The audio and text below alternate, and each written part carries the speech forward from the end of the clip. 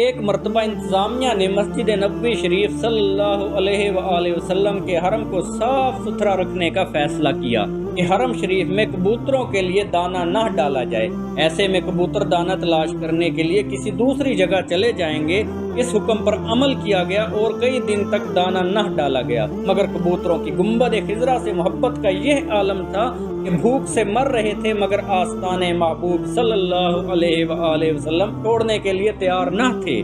اہل مدینہ نے اپنی آنکھوں سے یہ عشق اور محبت بھرا منظر دیکھا۔ پھر دنیا میں یہ بات شہرت پکڑ گئی تو لوگوں نے حکومت کو خطوط لکھے اور اصرار کیا۔ اب حکومت نے پھر حسب سابق کبوتروں کو دانہ ڈالنا شروع کر دیا۔ یہ تمنا ہے تیرے شہر کے اندر ہوتا، میں تیرے گنبد خضرا کا ایک کبوتر ہوتا۔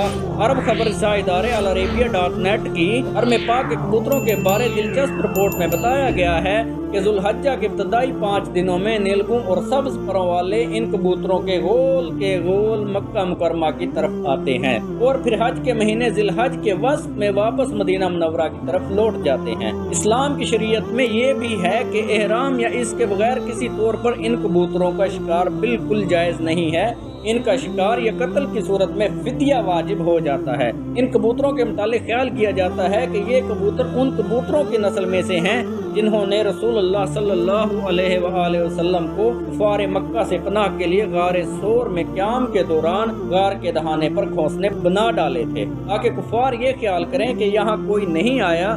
اگر کوئی آیا ہوتا تو غار میں داخل ہوتے وقت ضرور کبوتروں کی یہ انڈے ان کے ٹکرانے سے ٹوٹ جاتے۔ کبوتروں کے بارے ایک اور روایت بھی بیان کی جاتی ہے کہ طوفان نوح کے وقت جب بارش تھم گئی تھی اور حضرت نوح علیہ السلام نے خشک زمین کے بارے معلوم کرنا چاہا تو آپ نے کبوتر کو خشکی کا پتہ معلوم کرنے کے لیے استعمال کیا تھا، اور حرم پاک کے کبوتر اسی کبوتر کی نسل میں سے ہیں۔ رسول اکرم صلی اللہ علیہ وآلہ وسلم سے محبت کائنات کا ہر جز کرتا ہے۔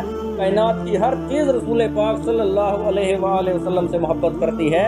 جس کا آخری نبی پر ایمان ہے وہ آپ سے محبت کرتی ہے، چاہے چرند ہو یا پرند ہو، کوئی بھی چیز ہو۔ ان کبوتروں کی محبت تو لازوال محبت ہے کہ سعودی عرب کی حکومت کو بھی گھٹنے ٹیکنے پر مجبور کر دیا۔ انہوں نے ہر حربہ استعمال کر لیا کہ یہاں سے کبوتر چلے جائیں، لیکن کبوتر اپنے آقا صلی اللہ علیہ وسلم کی محبت میں موت قبول کر لیتے ہیں، بھوک قبول کر لیتے ہیں، لیکن ان کی دوری برداشت نہیں کرتے۔ اللہ تعالیٰ سے یہ دعا ہے کہ مجھے اور میرے تمام دیکھنے والوں کو روضہ رسول صلی اللہ علیہ وسلم کی زیارت عطا فرما۔